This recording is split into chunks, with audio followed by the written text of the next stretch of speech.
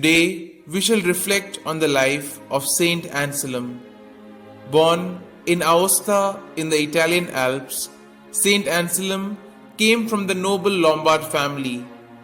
His mother, Ermenberga, a Burgundian, was a pious woman, but after her death, his father's violence and harshness led Anselm to flee home. After several years of wandering in France, he took the Benedictine habit in 1060 at Bec, where his illustrious countryman, Blessed Lanfranc, had started his famous school.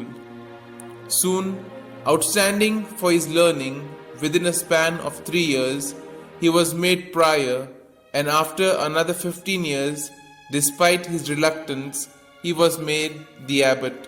While at Bec, he wrote his well-known philosophical and theological works, the Monologium and the Proslogium, with the ontological argument for the existence of God.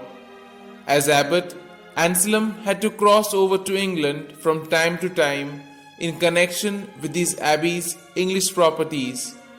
He thereby came to be so known and highly esteemed for his virtues of holiness and prudence that in the year 1093 he was made Archbishop of Canterbury in the hope that he would be able to cope with the encroachments of King William the Red. William had kept the see of Canterbury vacant for 4 years after the death of Lanfranc in order to seize its income.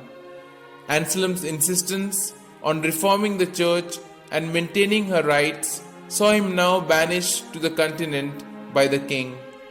However, William's successor, Henry I, recalled him in the year 1100, but the encroachments continued, and a second exile followed.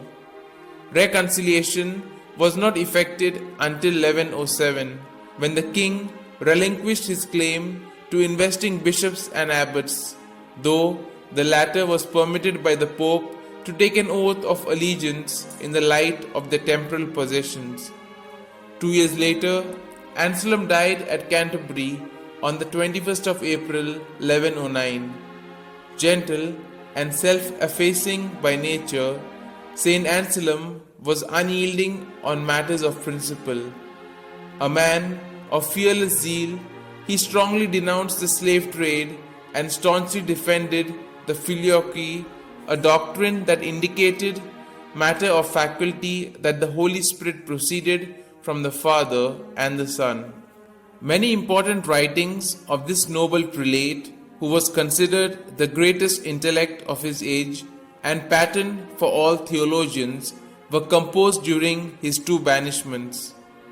The deep and abiding influence which his thinking has had upon the Church's philosophy and theology has earned him the titles of Father of Scholasticism and Doctor of the Universal Church.